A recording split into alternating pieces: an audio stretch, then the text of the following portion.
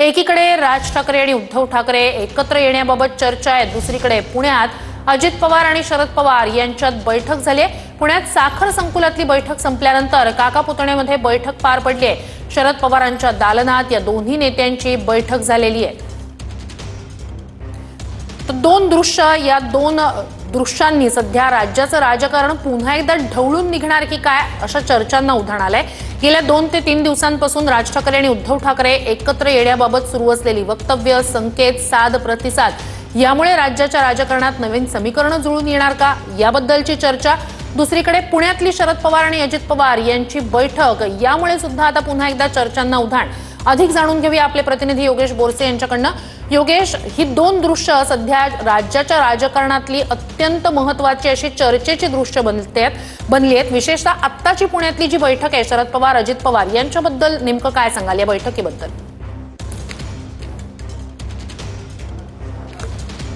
पुण्यातल्या साखर संकुल या ठिकाणी AI संदर्भात, कृषी क्षेत्रात AI कशा पद्धतीने त्याचा वापर करावा या संदर्भात या बैठकीचं आयोजन करण्यात आलं होतं। ज्या बैठकीला शरद पवार, राज्याचे उपमुख्यमंत्री अजित पवार आणि त्यासोबतच कृषी मंत्री माणिकराव कोकाटे हे या बैठकीला उपस्थित होते आणि इतर वसंतदादा शुगर इन्स्टिट्यूटचे इतर संचालक मंडळ देखील या बैठकीला उपस्थित होतं। ही बैठक साधारणतः 1 तास सुरू होती। साधारणतः 9:30 वाजता बैठकीला सुरुवात झाली, 10:30 वाजता ही बैठक संपलेली आहे। मात्र बैठक संपल्यानंतर शरद पवार हे आपल्या साखर संकुल या ठिकाणी असणाऱ्या केबिनमध्ये दाखल झाले आणि त्यांच्या पाठीमागून अजित पवार देखील या बैठकीसाठी दाखल झाल्याचं आपल्याला पाहायला मिळतं। त्यामुळे या दोन्ही नेत्यांमध्ये जी प्रमुख मुख्य बैठक संपल्यानंतर स्वतंत्र एक बैठक सुरू झाल्याचं आपल्याला पाहायला मिळालं। या दोन्ही नेत्यांमध्ये साधारणतः 15 ते 20 मिनिटं ही बैठक सुरू असल्याचं आपल्याला पाहायला मिळालं। यासोबतच 2 अधिकारी देखील या बैठकीला उपस्थित होते। मात्र सर्वात महत्त्वाचं म्हणजे या दोन्ही नेत्यांमध्ये साधारणतः ही स्वतंत्र बैठक नेमकी कशासाठी होती हे अद्यापर्यंत समजू शकलेलं नाहीये। त्यामुळे गेल्या 15 दिवसांमध्ये शरद पवार आणि अजित पवार हे दोन्ही चौथ्यांदा हे एकत्र आल्याचं आपल्याला पाहायला मिळालेलं आहे आणि रयत शिक्षण संस्थेच्या बैठकीला देखील हे दोन्ही नेते एकत्र आले होते, शेजारी बसले होते, दोघांमध्ये संवाद देखील झाल्याचं आपल्याला पाहायला मिळालं होतं। काही दिवसांपूर्वी वसंतदादा शुगर इन्स्टिट्यूटमध्ये जी बैठक पार पडली होती त्यावेळी देखील अजित पवार हे शरद पवारांच्या भेटीसाठी त्यांच्या केबिनमध्ये दाखल झाले होते। त्यावेळी देखील दोघांमध्ये संवाद झाल्याची माहिती मिळते। त्यामुळे एकूणच महाराष्ट्रातल्या राजकारणातली ही मोठी बातमी म्हणता येईल की काका पुतणे पुन्हा एकदा एकत्र येणार। कारण ज्या पद्धतीने राष्ट्रवादीची 2 शकलं पडलेले आहेत, 2 पक्ष झालेले आहेत आणि त्यानंतर विधानसभा निवडणुकीनंतर हे दोन्ही नेते जवळ येताना आपल्याला पाहायला मिळालेलं आहे। काही दिवसांपूर्वीच अजितदादा यांचे पुत्र जय पवार यांचा साखरपुडा पुण्यातच पार पडला, त्यावेळी देखील हे दोन्ही नेते एकत्र आले होते।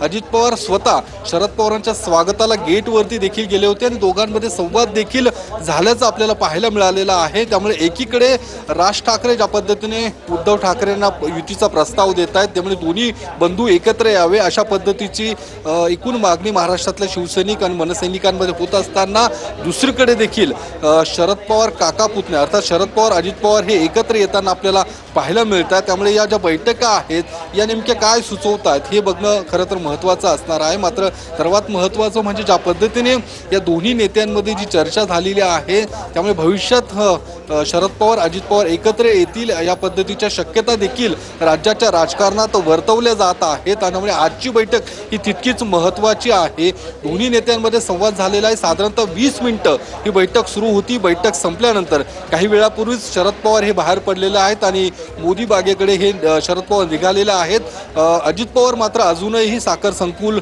या ठिकाणी उपस्थित आहेत, ते अजूनपर्यंत बाहेर पडले नाहीये। ते कदाचित बाहेर पडताना माध्यमांशी संवाद देखील साधतील आणि कदाचित या बैठकी संदर्भात ते भाष्य देखील करतील।